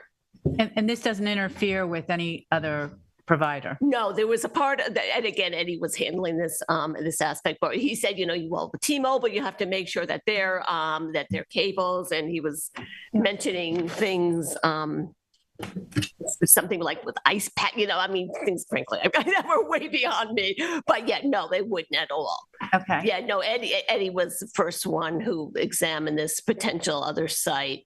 Again, it's about the same amount of area. There's no, else if you want to, there's no change proposed in the amount of the, monthly rental fee. I think it's just kind of better for everybody, actually. Would have been ideal if they had thought of this before November when we entered in there, but I guess it's only when they got every out. provider come out first, right? I'm not sure if something came up unexpectedly beside the fence and the cables, but that's kind of where we are now. I don't have a problem as long as we're not interfering with any other provider that's out there, and maybe we have a sign off by Eddie Schnell as part of definitely. the lease agreement that we're doing, and make sure that we're not impacting anything else. I don't have a problem with that. I don't have any issues with it as well. I think it's very straightforward and support moving it forward. I agree. Okay, great. Okay. That completes our topics of discussion today. We have liaison reports. Kathy, you have a report for us? I do. I just wanted to remind community members that Human Services Department has a residential repair program, and this provides household maintenance assistance to residents age 60 plus who are homeowners, apartment renters. It doesn't matter whether you own or rent. The service provides assistance with minor home repairs that do not require the skills of a licensed craftsperson. There's no charge for the service, but however, the client must purchase any materials. So the type of things they could do are they could replace washers in your sinks. They could clear clogs. They could caulk around sinks, bathtubs, and showers. Install grab bars for tubs and toilets. Install hardware for shades and mini blinds. They can paint if there's been some water or structural damage. It's not cut like they could paint a wall. They're not going to paint your whole room. They can do other kinds of weatherization like caulking and weather stripping and removing or putting in air conditioner units, help with the removal of storm doors and screens, install smoke and carbon monoxide detectors, those type of projects. We've got a new maintenance mechanic that's working at the center. He's getting great reviews from seniors. And so if anyone is interested in getting on the list they have some work that needs to be done, they can call Liliana Rodriguez in Human Services for more information. And her number is 631-329-6939. I also just wanted to mention I'm going to have a resolution on for Thursday. We had talked about this last week. This is for the East Hampton Historical Farm Museum, so that we've gotten the letters from the ARB. We got a more recent one. I guess it was last night or this morning, so that Prudence Carabine can proceed with going to the building department to get a building permit, so that less than 600 square foot, barn that'll be used for storage of the carriages can go forward. I've also want to remind folks, I mentioned it last week, Drug Take Back Day is this Saturday here at Town Hall. And that's from 10 to 2. I know there's going to be a lot of activities for Earth Day, and this is just another way we can take care of, our planet by disposing of prescription and over-the-counter medications properly. So folks from PD will be here again this Saturday, April 22nd, 10 to 2, and we'll be running ads in the local newspapers to remind folks. And then the last thing I wanted to just talk about, Kate and I wanted to bring up, and it's a resolution that's going to be on for Thursday. And it's for the Montauk Music Festival. They've come in for a special event permit for the weekend before Memorial Day. This event had been taking place on the green in Montauk and then had moved out to the lighthouse. It's a big footprint for the town, so we just wanted to make sure.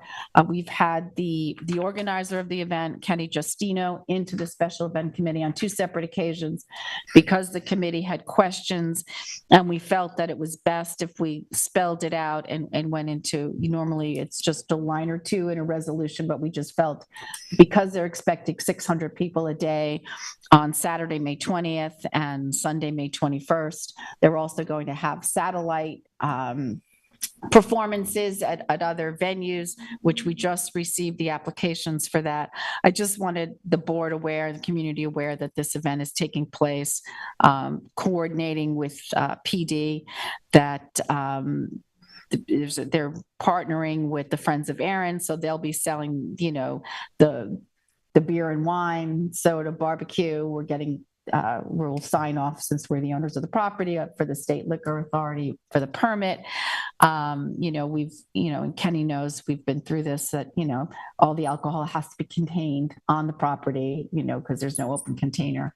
The rules aren't changing because, we're welcoming this event into the community, and it's, a very popular event and well-loved by folks, but we just need to make sure that it, operates within the bounds of the code. So I just have one question about that. Maybe you could explain the no commercial advertising permitted aspect, because I know that they have commercial sponsors for the event, right? So how does that carry over, and how is that, what's considered commercial advertising?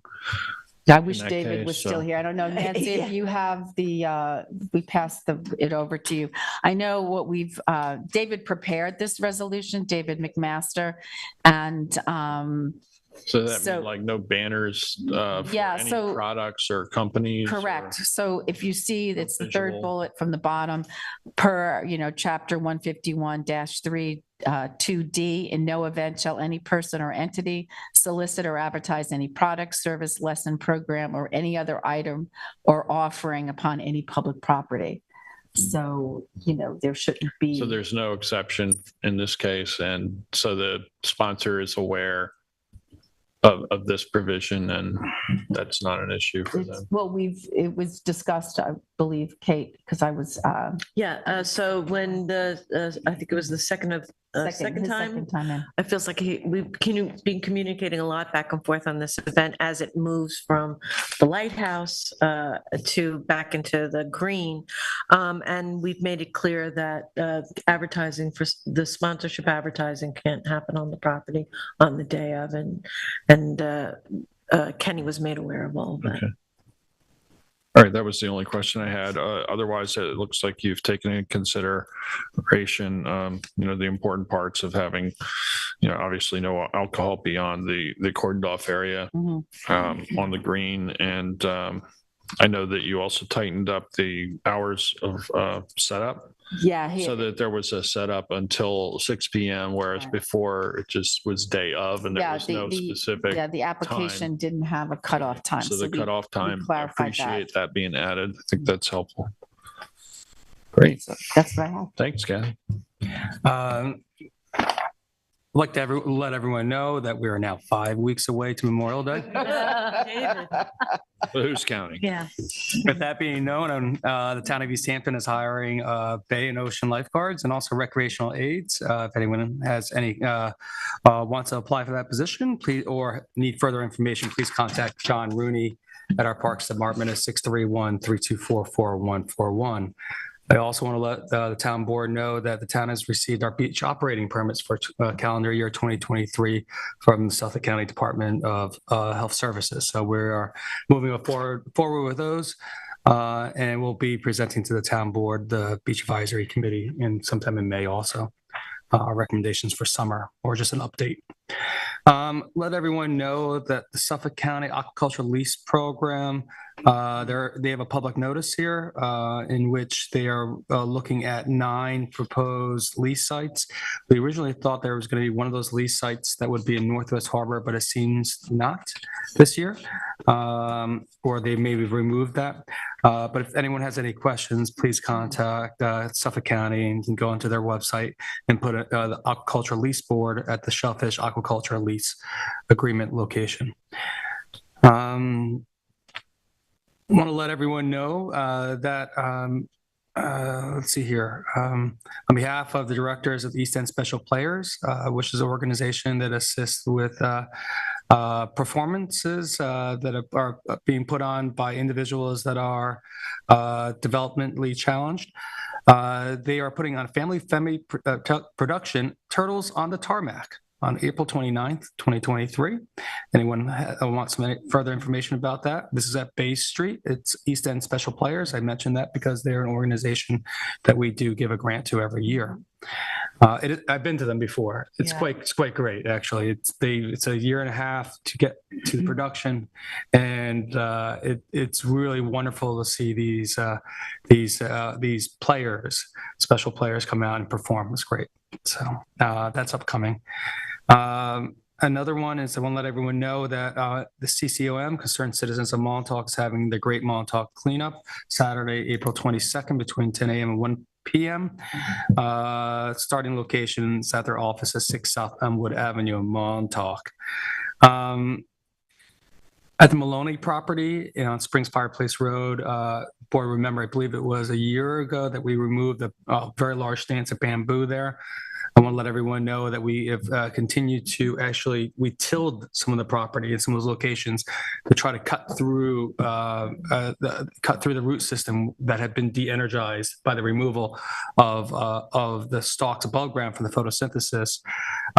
So we continue to cut through some of the ribosome shoots between that damage, those root systems, the combination of some of the native seed bank that was added in there from collections from our former planning department employee, Lisa DeAndre. We're hoping to have a better situation this season in terms of discouraging growth of bamboo. And we're also still doing our locations, which we're putting tarps on there to see the results of bamboo suppression. I want to let everyone know that Beach Lane and Wainscott, as I know Kate will be probably addressing shortly with the assistance of fellow town board members. I'll have a resolution on for Thursday to accept a donation of services and goods from Grace Industries to actually mill and pave Beach Lane from the southerly location of the limits of disturbance to the beach road end. We've had a great discussions also with members of the Wayne-Scott CAC. They support this, so we're going to have that road end completely redone by the end of the year. This is a town project. It's going forward, so to accept that, I'm going to have a resolution on for Thursday. By the end of the David, year, not by the end of the year, before I the season. apologize. Before the season, and then a phased-in approach that will look at some of the right-of-ways into the fall. Right. I apologize if I said that incorrect. What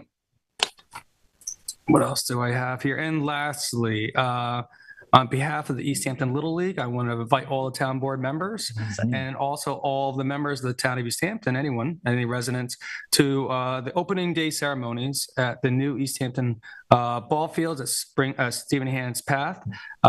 They are complete. The ball fields are ready for play. While there's still certain things that have to be complete there, such as our scoreboard, some planting, some electrical lighting situations that will evolve over the next couple of weeks. They are ready for play. They've been practicing on them. My daughters were there yesterday practicing. Awesome. A lot of people are going to be have been practicing on it. I've heard great things about it. A lot of text messages. It's a very wonderful, again, campus activity, campus facility for our active recreation in the town. Opening day is 2 p.m. on Saturday, where they'll have a parade of all the Little Leaguers. Moving forward, I want to thank Tony Littman and his staff for assisting with not just open day preparations there, but also the other town locations in Montauk, Maidstone, and then also at the Terry King Ball Field. Play ball. And that's all I have. Great. Thank you, David. Sylvia? Sure. So last Monday, the East Hampton Town Arts Council met. We had a presentation by Jackie Terrell, Steve Long of the East Hampton Historical Society, and Chris Cohen from the Art Barge, talking about a tour of artist studios, historic artist studios within the town of East Hampton. I told them that they needed to contact Kathy Gonzalez about permits if they're, as they talk about how many people might be joining, how many tickets are going to sell, and that kind of thing. On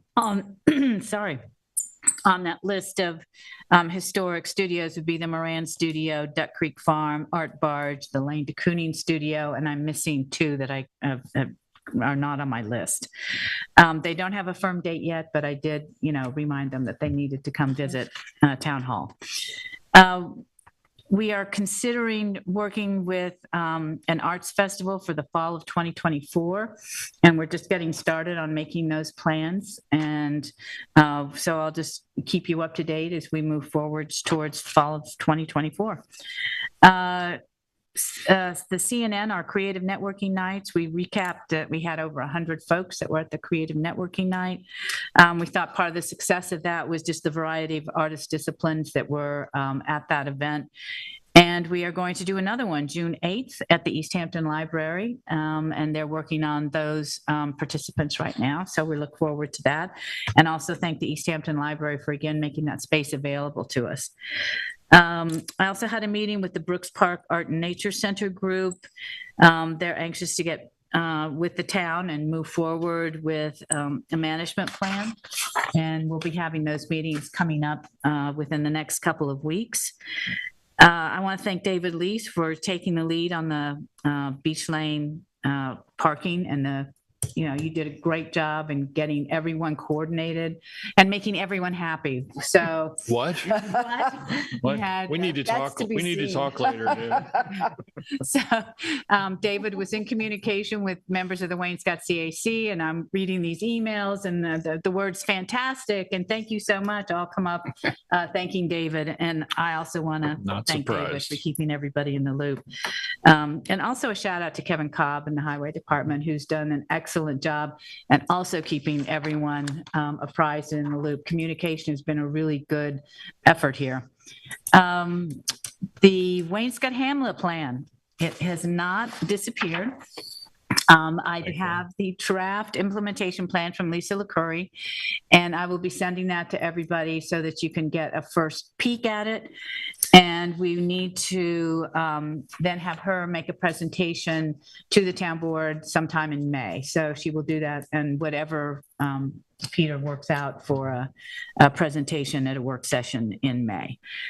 And the Waynescott Tree Society, they will be planting 4 trees on Friday, April 28th, which is Arbor Day. And the time is still to be determined. They will be putting gator bags on the new trees, and they will also be doing wire fencing around them, which the Town Highway Department has said they would do for them. And again, thank Kevin Cobb for his efforts in helping them make sure that the trees are going to be planted correctly and that they're going to be safe from the deer nibbling on them. And he has some ideas, has sent pictures of how he keeps the trees safe in his own yard. So it's been a real pleasure working with him. And that is all I have. Thank you, Sylvia. Kate? Yes, thank you, Peter.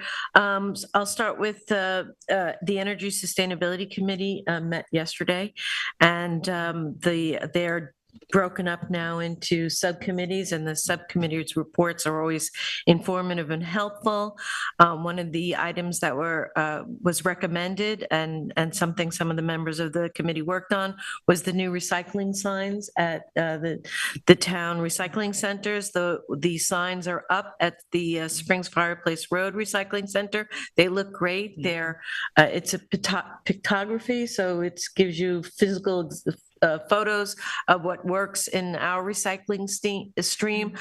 Just to please note, everyone, that different towns and communities have different recycling regulations. So please make sure you check out the signs that work for ours. They also, I want to thank Natural Resources for producing a brochure to be handed out with the permits. And I want to thank the town's clerk's office and Carol Brennan for putting those, giving those out with the permits. And also people who have mailed in for permits are receiving them in the mail as well. So those are brochures on our recycling rules, and this all, I think, makes recycling here a better effort townwide. The next committee was the Sustainable Landscaping Committee, and to that end, the discussion was about the upcoming Sustainable Landscaping Forum on Thursday night, the April 20th, from 5 o'clock to 6:30 at LTV Studios, 75 Industrial Road in Waynescott, or you can turn in virtually as it is live streamed. If you'd like to attend, register in advance at energizeeh.org. And also, just describing what sustainable landscaping is and everything you need to know. They have a very experienced panel of local landscapers who have been helping folks be able to have beautiful landscaping without the needs of pesticides and fertilizers and much irrigation at all. So you save money as we save the planet, and the landscaping is gorgeous. Part of the discussion was brought up about the new report that we saw in the local papers about the numbers in Suffolk County and pesticide use, where the numbers are highest for pesticide use in Suffolk County. And so if folks would like to react to that and reduce that, this is the forum that you can go to find out how you can do that. Also, just reminding people that sustainable landscaping is part of a bigger picture of sustainability. It's a cycle.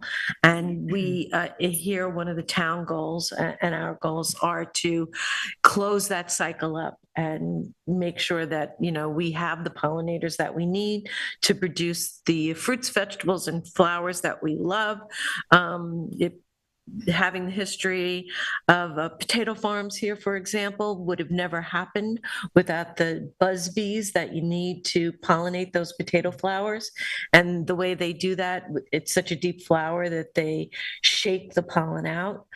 So this cycle means everything to us. So from recycling to sustainable landscaping to the other topic that was covered there, which is... Can you just say the date and time again, Kate? Sure. It's this coming Thursday, April 20th, from 5 to 6:30 at LTV Studios, or you can watch through the live stream.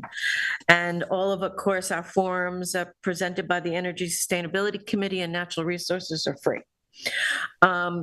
So the other part of this picture of this, closing this loop of sustainability for our town is diverting food scraps from the waste stream, where we can now try to look at, again, closing that circle, growing it here and bringing it back into the growth system as compost and reduce the tons of waste that we're paying to be sent out of town. So again, another economic benefit, and then put it back into our ground for community gardens and for growth and farms here. So that is another subcommittee of the Energy Sustainability Committee. There will be tabling on that issue on Earth Day at Ashwell Hall at their Earth Day events. We're developing with this work group that includes local farmers, waste reduction experts, members of the larger Peconic region biome. That is another bigger circle for us all to consider these days. And we're looking to develop a pilot program for reducing food scraps into the waste system, and also thinking of the idea of the reduction of waste scraps actually starts with purchasing, what you're purchasing either in restaurants and families, what they buy to begin with. And so it'll be a robust program, educational program for folks. And we're working with Rewild East End, which is Gloria Frize's group, who are bringing a lot of volunteer and information to us, and also with the high school, with Aubrey Peterson and folks at the high school for community service credits. So again, this is a multi-pronged approach that will bring multi-benefits to the town. And next committee is the Litter Action Committee. And I think that's probably the best name for them because they have declared the month of May as No Fling Spring. And they are backing that up with a whole list of actions beginning on Earth Day, April 22nd, and extending to May 24th. The Action Committee will be hosting No Fling Spring, which is a month-long series of coordinated events focusing on building awareness and taking action to address the ever-increasing problem of litter in East Hampton. And the goal is to emphasize, to bring together, to educate, engage the entire town in a community effort to make East Hampton litter-free. Committee members will lead litter pickups in each hamlet throughout the month, and I'll just note the first two as they happen before our next work session. The first pickup will take place on Saturday, April 22nd at 9 a.m. along Springs Fireplace Road. The meeting spot at 9 is at Ashwell Hall, and that's at 780 Springs Fireplace Road. Other pickups are planned for Wainscott Village, Del Mastro Park on April 29th at 10 a.m. and Amagansett Napeag Stretch meeting, and they'll be meeting at Napeag Lane on May 12th at 9 a.m. Please meet at the new park, Del Mastro Park in Wainscott on April 29th at 10 a.m. if you'd like to participate in these cleanups. It's a great way to celebrate Earth Day. And I believe I will have a resolution on for Thursday asking the town board to declare May as National Bicycle Safety Month. I've sent down around a draft of the resolution. I'll be adding that there'll be a presentation in May, early May, by the Spring CAC Subcommittee on Bicycle Safety, outlining what the rules of the road are and helping folks understand what bicycle safety means. And then we'll be having some resources posted on the town website and through our social media as well. And that is all I have. Thank you, Kate. So this Thursday at 12 noon, we will be having a press conference ribbon cutting for the solar battery storage project on the Parks building, which is officially being kicked off. That solar battery storage is the first Long Island municipal battery solar storage project. And we will have, in order to accommodate the schedules of various dignitaries and electeds, we will be having that at 12 noon, as I said, on Thursday. We have a couple of public hearings that day. 3, I believe. And when it gets to be 12, we'll adjourn the meeting, step outside, do a press conference. Probably will take about 35 minutes. So we should post in the agenda that there will be that occurrence from 12 to about 12:35. Again, this is another example of how the town has moved forward our energy sustainability goals. Again, this is the first project on Long Island, one of only a few statewide to come online. It will save us approximately $10,000 a year just on the usage of electricity for the Parks building. We'll also work as battery backup should there be power outages due to a hurricane or some other incident. And we will also be able to have the resale of that electricity, get credits during peak hours, so we can engage in electric arbitrage, if you will. So excited about that. Yesterday I met with Mary Crosby, from East End Hospice. She thanks the board for the support that we've given via grants, and basically just gave some background to me, wanted to touch base. Pretty amazing organization. They started out initially with 10 patients the first year. They now serve this past year over 730 patients on the East End, and that's the North End, South Forks. This is a really terrific service, and I know personally in the last 3 years, having a brother and both parents take advantage of hospice, that this is really a lifeline to survivors, as well as a comforting support structure for those who are passing away. There's a misconception that hospice is for people in the very last days of their life, and that's not actually true, that they can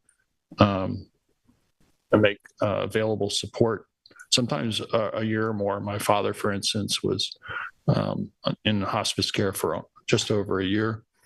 I asked her to come in to our work session on May 9th to talk more about what they do and the kind of support services that they can give and comfort to family members and those who are in their last days.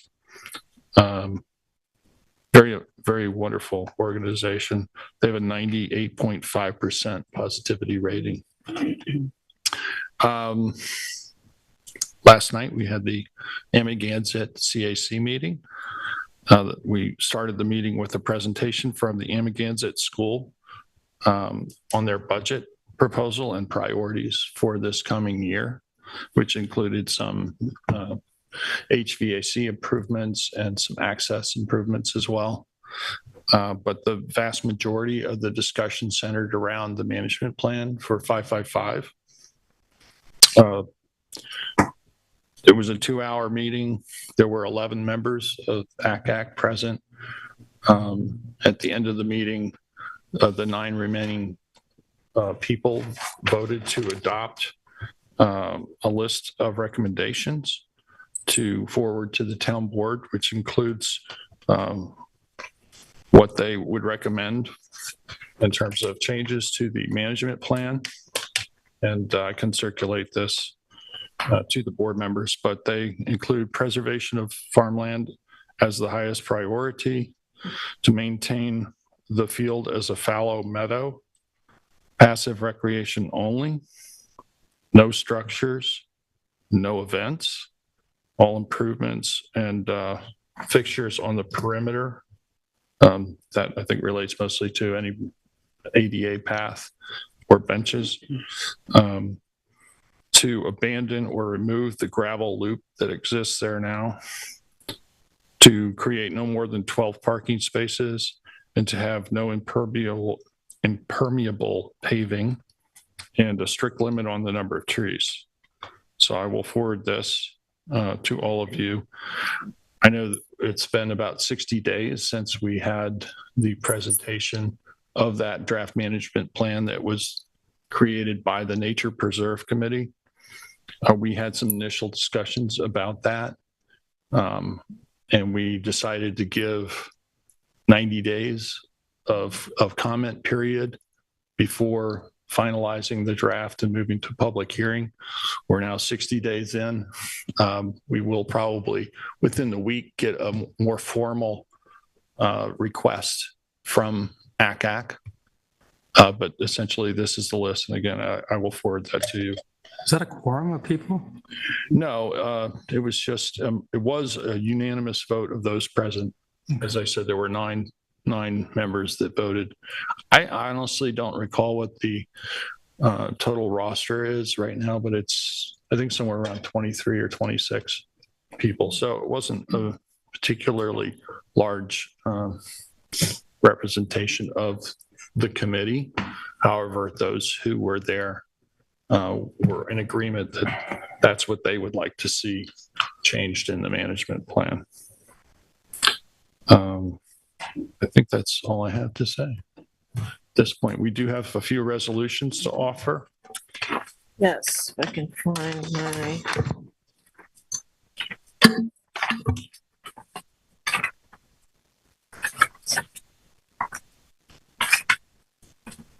I have resolution 2023-533, and this is to authorize natural resources staff to attend the Montauk wastewater event.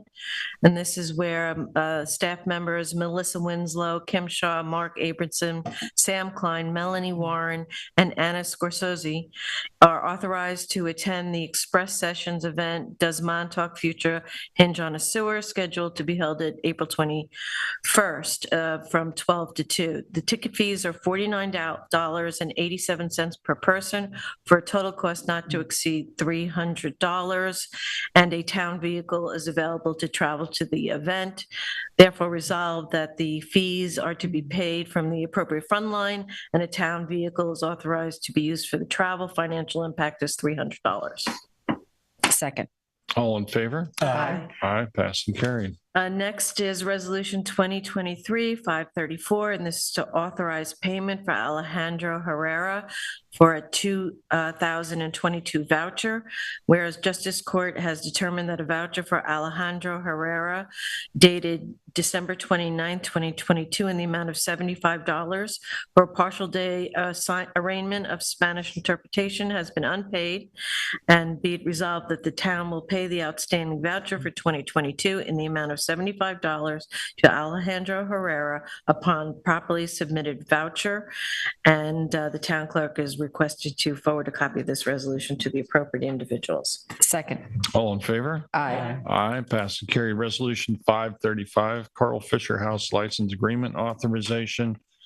This is resolved, the supervisor is hereby authorized, directed to execute a license agreement in the form of approved by the office of the town attorney for use of Carl Fisher House and annex, and that said authorization shall be retroactive to February 22nd, 2023. Second. All in favor? Aye. Aye, passed and carried. I have Resolution 2023-536, and that's to appoint full-time food service worker to Human Services Yuli Pakar for a annual salary of $41,343.33 for a 40-hour work week effective April 19th. Second. All in favor? Aye. Aye, passed and carried. 537 is a provisional appointment to account clerk for Kathleen Hansen, and that's at an annual salary of $43,828.15 for a 35-hour work week effective April 19th. Second. All in favor? Aye. Aye, passed and carried. 538 is list appointment to Animal Control Officer 1, Jessica Russ, and that is at a hourly rate of $24.39, grade 20, starting step, which is $50,733.07 annually for a 40-hour work week, paid bi-weekly, and that is effective May 8th. Second. All in favor? Aye. Aye, passed and carried. We have a number of topics to discuss in exec session today. I'll entertain a motion.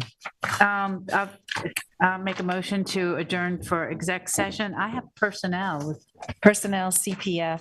and CPF. For personnel and CPF. And license agreement. License agreement. Second. All in favor? Aye. Aye, passed and carried. And what time? It is now 1:12. Shall we reconvene at 2 o'clock Sounds good. in this room? Okay, sure. Great, thank you. Stay safe, be well, everyone. Thank you, LTV.